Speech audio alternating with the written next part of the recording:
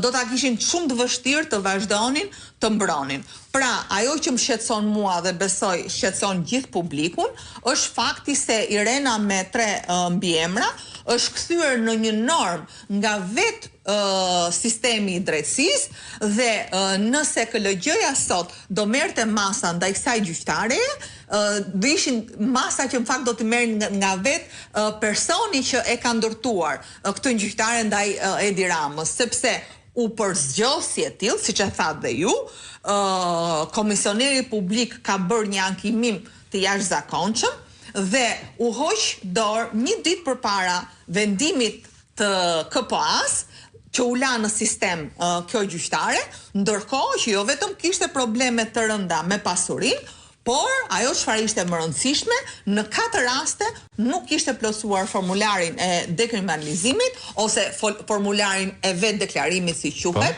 për rastet e vendimeve penale të formës prerë, për rastin e vendimeve penale të formës jo të prerë, për rastin e dëbimeve, që jemi në rastet 2 herë, dhe për rastin kur ka një hetim apo gjykim në një shtet të huaj.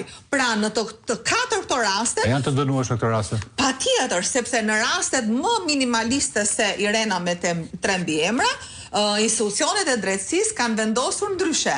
Por, sot, fatkeqësisht, ndjem shumë e keqardhur që Këshilli i Lartë Gjyqësor, megjithëse paguhet nga taksat tona, u përvodh në mënyrën më të turpshme dhe më të pamoralshme nga detyra që ato kanë, sepse detyra që ato kanë është që të dalin me një vendimarrje lidhur me rezultatet që ka bërë hetimi i prokurorisë përgjithshme. Ky ping-pongu KLG-ILD, duket se po krijohet edhe një lloj amnistie për Irenën. Tani, patjetër që po, dhe kjo nuk është momenti i parë, po ta shikoni që në nisje, pra që në prill të 2024-s, KLG-ja ka sjell disa përgjigje kur thotë që ne po presim përgjigjet e verifikimit të prokurorisë përgjithshme. Tani pyetja që ne shtrojmë nga data 19 janar 2026 deri më sot, që këto pas kanë 2 vite që i priskan këto përgjigje.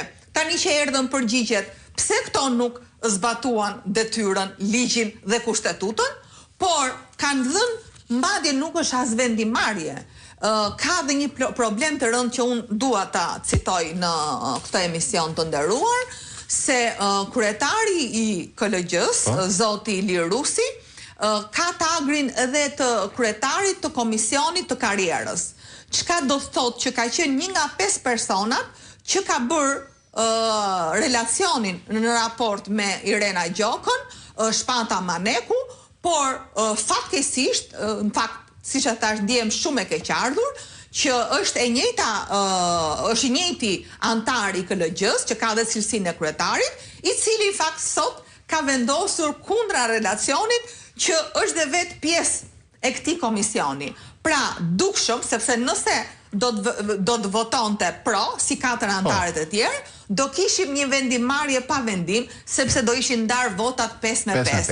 Dhe çfarë ka bërë kryetari në mënyrë të kundralishme dhe antikushtetuese, ka rrëzuar relacionin e komisionit ku është vetë pjesë përbërëse. Nga ana tjetër, unë për publikun në fakt dua të bëj me dije 2 momente. Kjo është përgjigja që më ka ardhur nga Prokuroria e Përgjithshme në 3 shtator 2025, ka shumë rëndësi, sepse po të shikoni aty, data e fillimit të këtij procesi është data 8/5/2024. Pra për 2-3 muaj ne mbushim 2 vite nga 8 maj 2024. Pra 8/5/2024. Për punë muajsh ne mbushim 2 vite nga fillimi i procesit. Ndërkohë, po të shikojmë në paragrafet e fundit, ose vazhdojmë këtë paragrafi i parë, këtu thot, sipas shkresës 7/5/2025, me kërkesë të përsëritur. Për informacion. Pra, ne kemi dokumenta shkresore